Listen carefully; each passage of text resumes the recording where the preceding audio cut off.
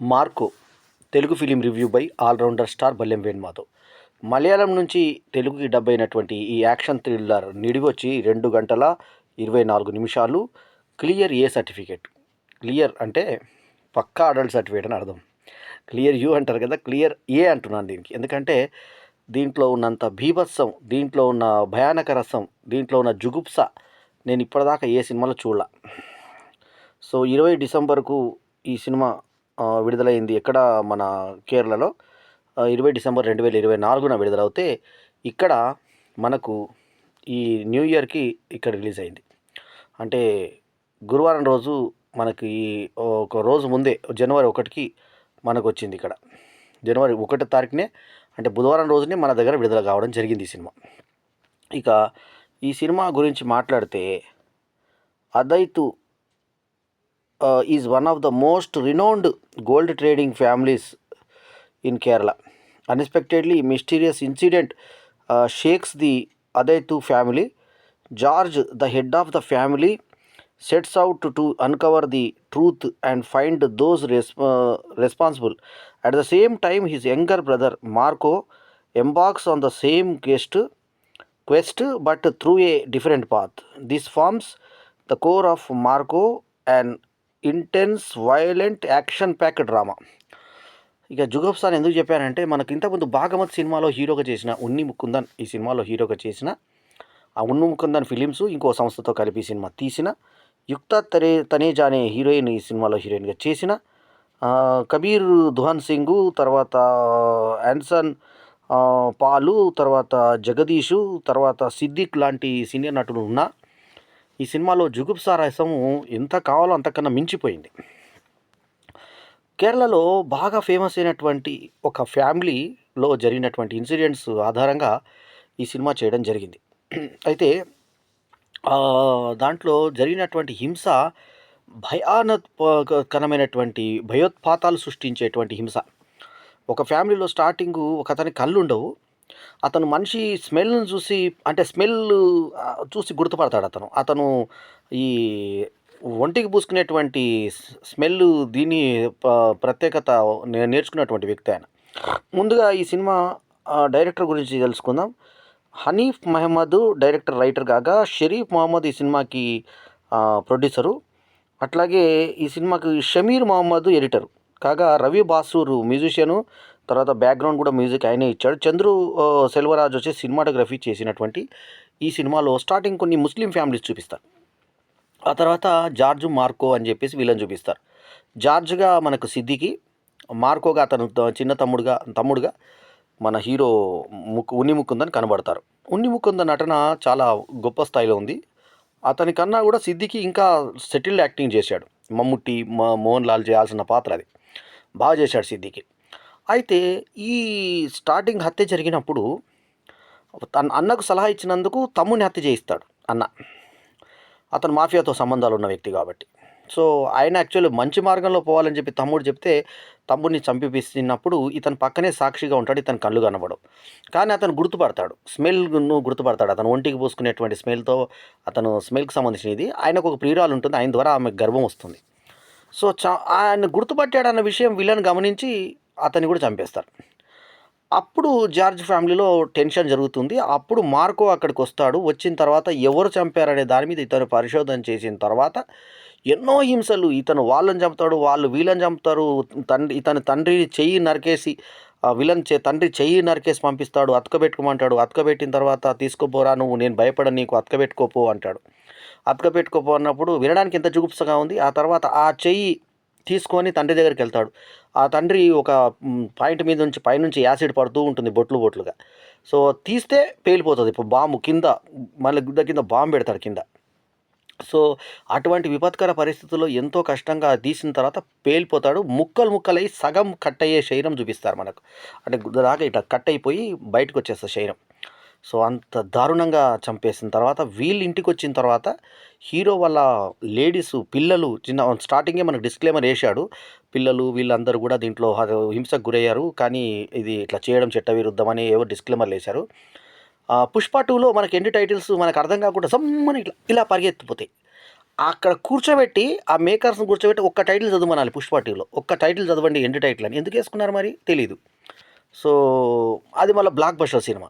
So, దీంట్లో titles ఏమో తీరా బాబు అంటే కూడా తీయడు వాడు. అంత టైటిల్స్. అనుష్క శెట్టికి, ఊళ్ళో ఉన్న వాళ్ళందరికీ కృతజ్ఞతలు, కృతజ్ఞతలు, కృతజ్ఞతలు, కృతజ్ఞతలు, కృతజ్ఞతలే ఉంటది ఒక 2, 3 నిమిషాలు.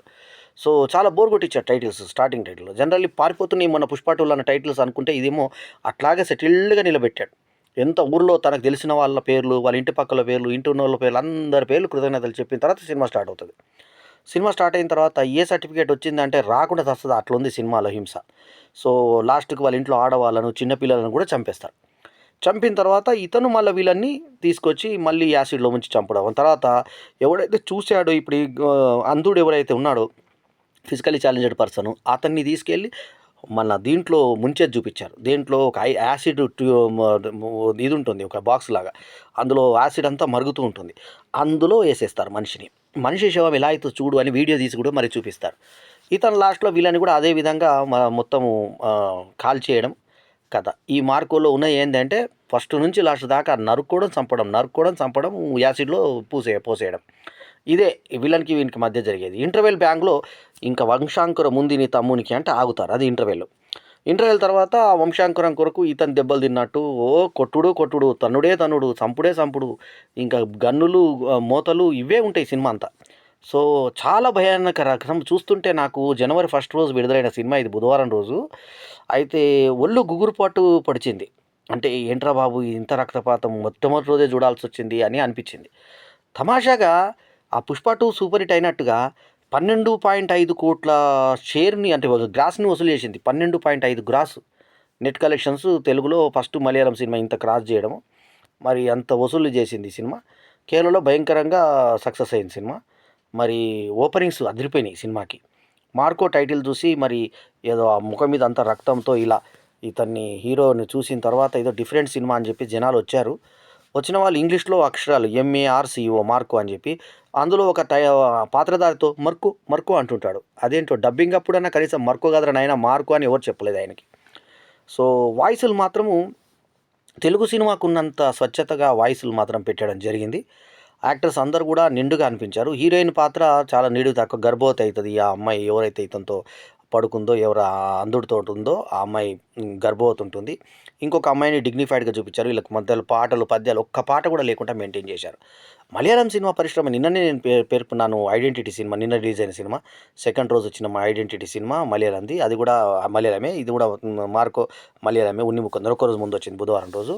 అయితే ఇది 20వ తారీఖునే రిలీజ్ అయింది అక్కడ కేరళలో సంచలనం సృష్టించిన సినిమా. సో, పూర్తి హింసను భరించగలిగేటువంటి ఓపిక ఉన్న వాళ్ళు ఖచ్చితంగా చూడదగ్గ యాక్షన్ సినిమా. కాకపోతే చాలా భయంకరమైనటువంటి హింస కనబడింది ఈ సినిమాలో.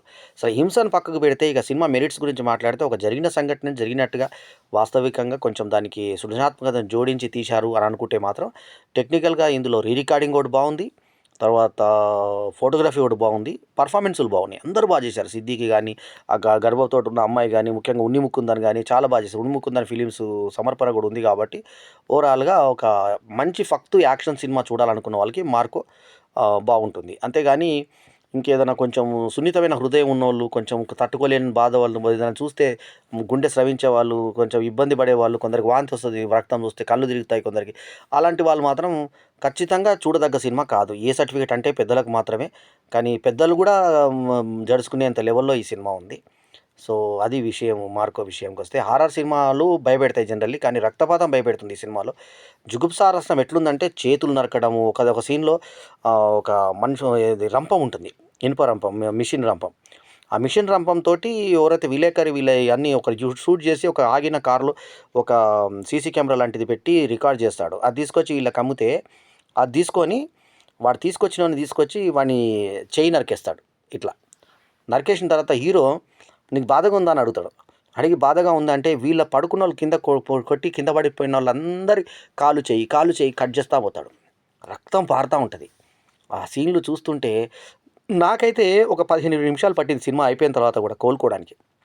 అంత రక్తం.